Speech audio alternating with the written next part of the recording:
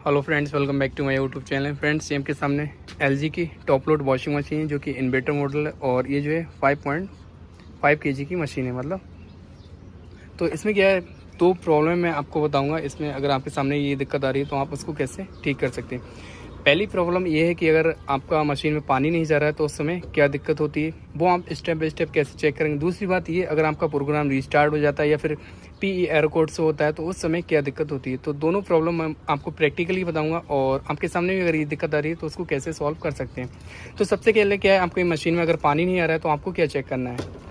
तो सबसे पहले तो आपको टैप देखना है कि टैप आपकी ऑफ नहीं होना चाहिए। अगर टैप आपकी ऑफ है तो उसको ऑन कर लें। दूसरी बात ये, अगर आपका फ़िल्टर बहुत ज़्यादा चोक होगा, यहाँ पे आप देख रहे हैं फ़िल्टर में बहुत ज़्यादा डस्ट होती है, बहुत ज़्यादा गंदगी जमा हो जाती है। तो इसके लिए क्या करना है, आपको नोक प्लास से निकाल के इसको नीट एंड क्लीन करके दोबारा आप इसको इंस्टॉल कर दें।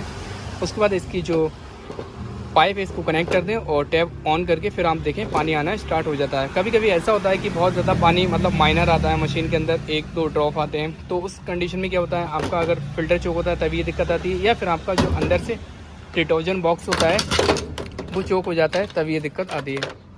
तो वो क्या है, यहाँ से ओपन कर सकते हैं डोर को।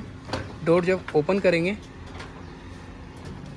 तो यहाँ पे जो है डिटर्जेंट बॉक्स होता है। इसमें क्या होता है, बहुत ज़्यादा डस्ट, बहुत ज़्यादा गंदगी जमा हो जाती है। उस कंडीशन से भी यहाँ पे पानी बहुत ज़्यादा कम आता है। और अगर पानी बिल्कुल नहीं आ रहा है तो उसके लिए क्या करना है, इसको निकालना है, ऐसे प्रेस करके निकाल सकते हैं। ठीक है, ये दोनों लॉक होते हैं, दोनों दबा के साइड आ जाएगा। बाकी एक साफ़ करके लगा दें। अगर पानी मशीन में अंदर नहीं आता है तो सबसे पहले चेक करना है आपको वोल्टेज। वोल्टेज के लिए देखना है आपको ये जो इनलेट बॉल है कितने वोल्ट पे रन करता है। तो सबसे पहले एक स्टिकर कंपनी देती है, वहाँ पे सारी डिटेल मेंशन करके देती है, वहाँ पे देखना है। ये जो है 12 डीसी वोल्ट पे वर्क करता है इनलेट बॉल। तो सबसे पहले चेक करना है कि आपको यहाँ पे पीसीबी जो है यहाँ से सप्लाई आउट कर रही है, यहाँ तक नहीं। तो उसके लिए प्रैक्टिकली कैसे चेक करना है वो मैं आपको दिखाता हूँ। तो अभी क्या, हमने मशीन ऑन कर दी। बाकी मैं आपको जो है मीटर जो है डीसी बोर्ड पे सिलेक्ट करना है, यहाँ पे वोल्टेज चेक करना है। दोनों नोक मैंने इस तरीके से रख दिए यहाँ पर। बाकी जो है इसमें वोल्टेज चेक करके दिखाते हैं। तो आप देख रहे हैं यहाँ पे 12 या 11 वोल्टेज आना चाहिए इस तरीके से डीसी बोर्ड। ठीक है, ध्यान रखना है आपको, इन्वर्टर मॉडल वॉशिंग मशीन है तो ये जो इनलेट बॉल है वो डीसी बोर्ड पर वर्क करता है। तो यहाँ तक आपको ये चीज़ क्लियर हो जाएगी, यहाँ तक पीसीबी जो है सप्लाई आउट कर रही है। तो इस तरीके से आप वोल्टेज चेक करेंगे तो फिर आपको क्लियर हो जाएगा कि हमें जो पीसीबी है वोल्टेज यहाँ तक आउट कर रही है। अगर यहाँ पे बहुत ज़्यादा कार्बन होता है तो उस कंडीशन में क्या है, वोल्टेज बहुत ज़्यादा कम आते हैं। उसके लिए आपको क्या करना है, वायर वगैरह देख लेना है कि यहाँ पे कार्बन नहीं होना चाहिए, क्योंकि ऐसा होता है सर्फ डालते हैं तो बैक साइड तक आ जाता है। तो उसको देख लें कि अगर कार्बन है उसको साफ़ कर दें। तो यहाँ तक आप देख लें वोल्टेज आ रहे हैं 12।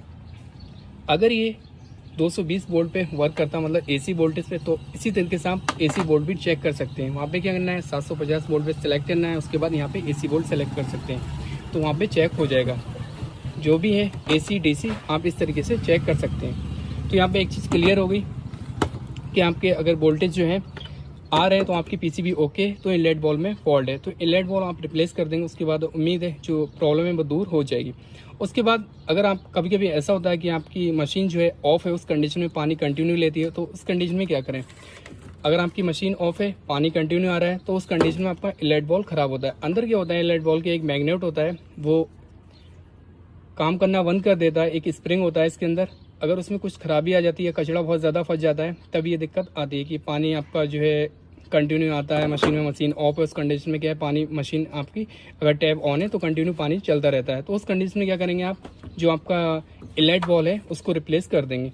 दोनों कंडीशन में यही होगा, अगर पानी मशीन ऑफ है, पानी कंटिन्यू ले रही है, तब भी आपको रिप्लेस करना है। अगर यहाँ तक वोल्टेज आ रहे हैं उसके बाद भी पानी नहीं जा रहा है, फिर भी आपको रिप्लेस करना है इनलेट बॉल को। तो यहाँ तक क्लियर हो गया, इनलेट बॉल जो है आप रिप्लेस कर दें। अब बात करते हैं कि कभी कभी ऐसा होता है कि पीई एरर कोड शो होता है। तो ये आप देख रहे हैं, कभी कभी ऐसा होता है कि आपकी मशीन थोड़ी बहुत देर चलती है, उस कंडीशन में क्या होता है, पीई एरर कोड शो हो जाता है। मतलब कभी कभी ऐसा होता है कि पूरा जो प्रोग्राम है वो कंप्लीट हो जाता है, एक ही बार में सब कुछ काम हो जाता है।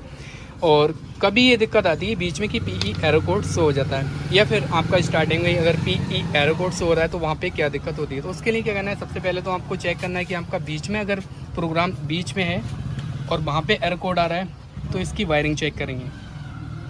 वायरिंग चूहे वगैरह काट देते हैं या फिर कार्बन बहुत ज़्यादा था, उस कंडीशन में यहाँ पर जो है इस जैक में भी कार्बन हो जाता है। तो इसको भी चेक करना है कि अगर जैक आपका बहुत ज़्यादा कार्बन से